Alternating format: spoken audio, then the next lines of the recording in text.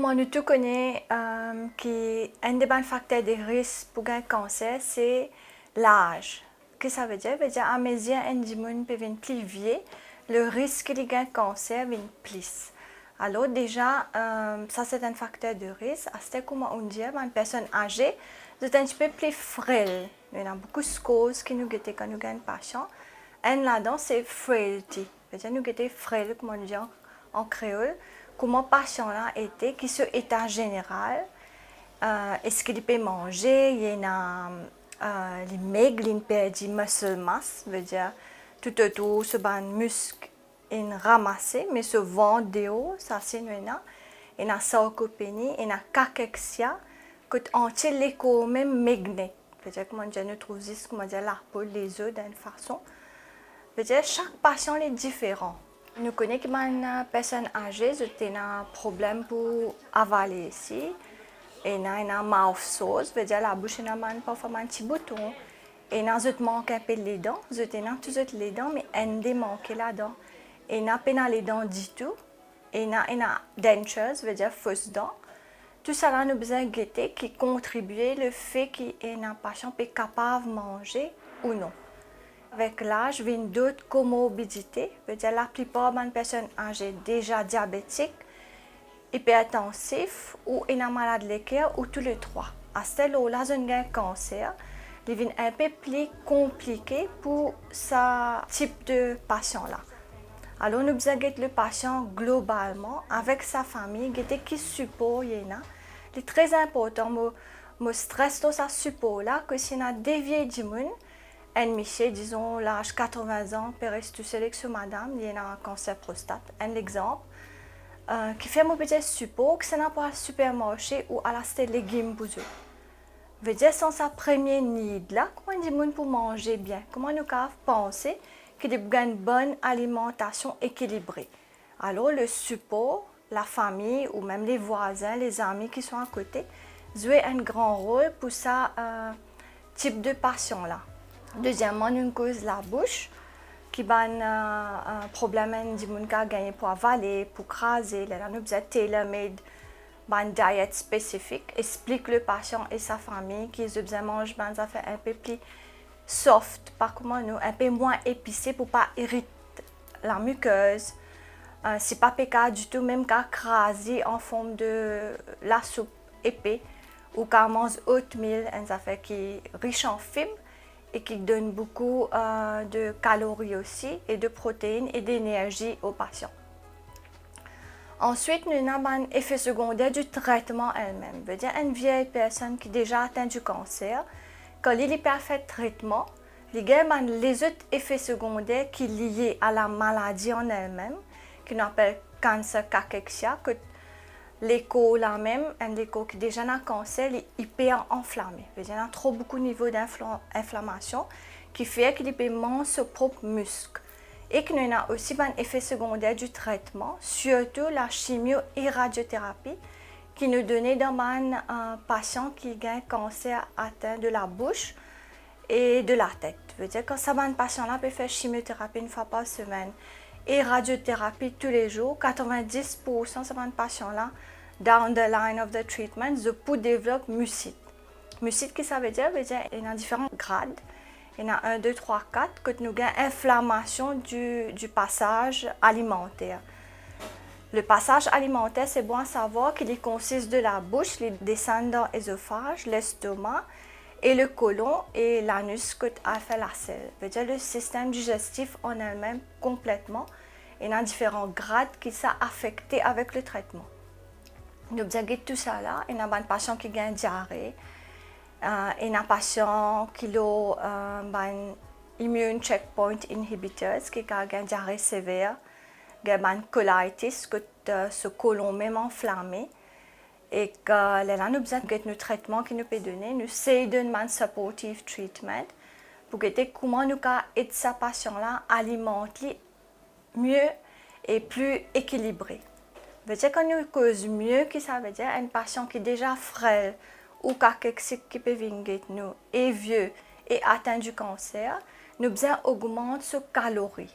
Ça veut dire donner plus d'énergie et nous augmente ce protéine. Qui fait important, protéine, les build nous ban muscle. Mais seulement, c'est protéine qui fait. Veut dire, à chaque repas, besoin d'une protéine intégrée de se manger. Et que les pas besoin de manger comme nous. Si nous mangeons c'était le matin, il y a des heures qui nous ont mangé et que c'était à soir nous mangeons 3000. Mais pour une vieille personne, les besoin mange 5 à 6 000 par jour. Veut dire, tout le temps, je patient, small, frequent meals, équilibré. Un petit repas, chaque désert, on a besoin d'un petit affaire sur l'estomac pour les caves absorbent bien tous les nutriments. Et un affaire très important quand le patient a faim, il a besoin de manger. Et de l'autre côté aussi, s'il n'est pas fait de désert, il a besoin de manger un petit affaire. Malheureusement, nous payons des médicaments qui sont prouvés pour augmenter l'appétit. Et un des trois, mais ils viennent avec beaucoup les autres effets secondaires. Alors, le patient, il a besoin de sa support familial là. Nous sommes un petit peu coulés, qui mangent peut donner quand mettre un peu plus coulé pour les appeasing to the eye. Mettre un petit peu des épices qui pas trop fort, ban fin air pour augmenter le goût, pour aider le patient, aider lui-même à donner une bonne nutrition. Ban fruits et légumes qu'on manger, bien laver bien et que bien faire attention pas d'infection, pas manger dehors à tout et à travers, surtout quand nous pouvons faire la chimiothérapie. Que le système d'immunité est déjà un peu bas et à ce fait nous aidons les patients. Assez une autre affaire que si nous faisons tout ça là, nous faisons counseling, nous faisons screening tools pour voir à quel niveau le patient est mal nourri. Il y a des scores qui nous guettent ensemble avec le gériatre, c'est très important que nous faisons pour une vieille personne. C'est un multidisciplinary team qui guide sa patient. Il y a l'oncologue, bien sûr, et il y a le gériatre, il est formé pour guider une vieille personne, et il y a le diététicien. Nous tous les trois, nous travaillons ensemble avec la famille et le patient pour donner un tailor-made approach pour sa patient-là. Là, nous guettons qui est plus facile pour le patient pour lui augmenter calories et protéines. Si nous trouvons qu'il n'est pas pécable, par exemple, comme on dit avant, un patient qui peut faire la chimio et radiothérapie pour la bouche, il devient très difficile à s'alimenter. Si nous faisons tout ça là, small frequent meals, sans texture food pour aider le patient à avaler, il n'est pas pécable, nous besoin aider. Comment nous aider? Nous aider médicalement. Nous avons enteral feeding avec parenteral feeding. Enteral, ça veut dire c'est quand nos systèmes digestifs qui sont encore actifs, nous servent ça. Comment nous faisons? Nous avons passé un tube par le nez ou la bouche, qui s'appelle un nasogastric tube, que nous avons aidé le patient à manger. Bien sûr, quand ça en place, nous aussi aidons le patient les besoins continue mange par la bouche aussi. L'autre là, c'est un plus. Ou nous avons mettre un affaire qui est plus invasif, que le surgeon il fait un petit coupé dans le ventre patient directement in un tube qui est là-bas et nous donne manger là-dedans. Tout ça là nous fait pour qu'il ne pas perdre le patient là complètement car que tu pas péca tolérer ce traitement et que nous perdons vite. Nous aidons le patient à reprendre lui-même la force pour lui tolérer le traitement et qu'il fait plus bien dans le parcours de son cancer. C'est un autre type qui nous appelle parenteral feeding.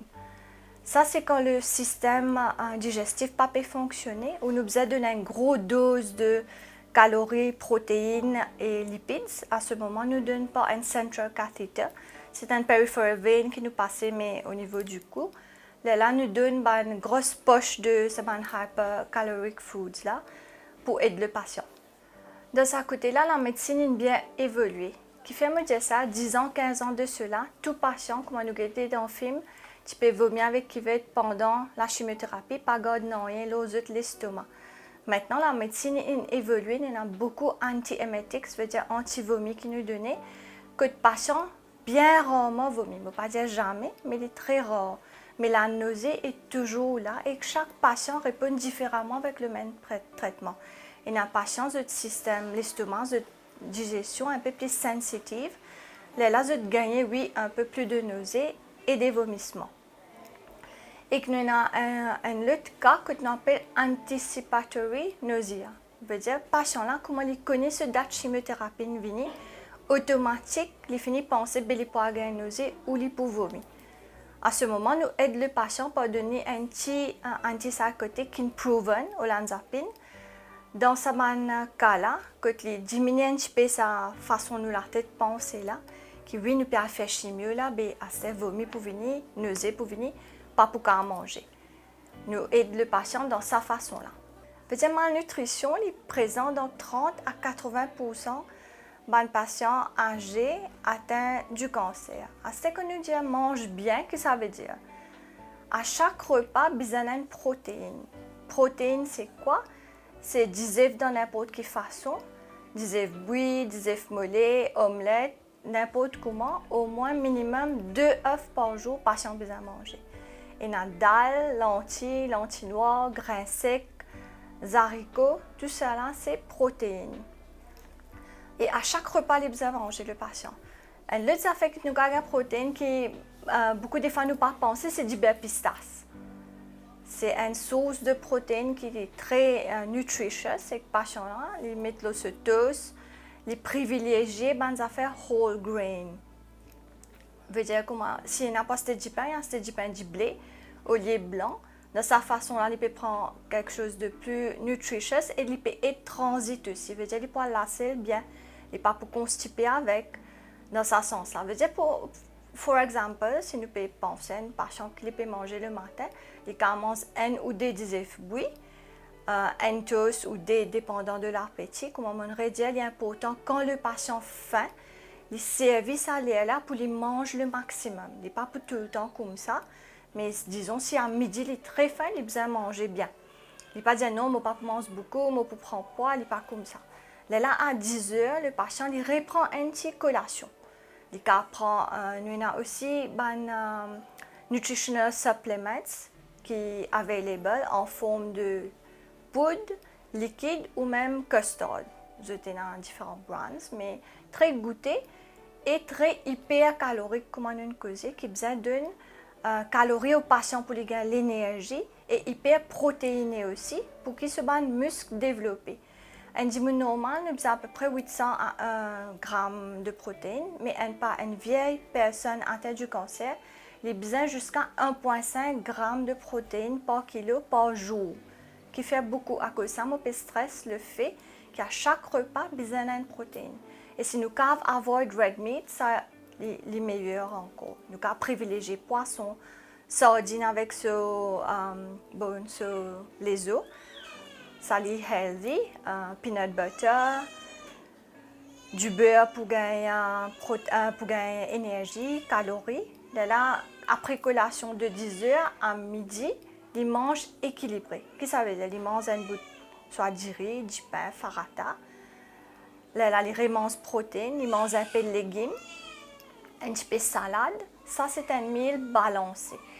S'il est faim, il quand même mange un petit dessert après un pudding ou bien un yaourt. À 2 heures, il reprend un verre de lait avec un barre de chocolat ou bien un pain au chocolat, un croissant. À 4 heures, il reprend une collation et à 6 heures, il prend ce repas, ce dîner final pour les manger. Et s'il a encore faim, à 8 heures avant de dormir, il prend un verre de lait avec sa bande complément supplémentaire là.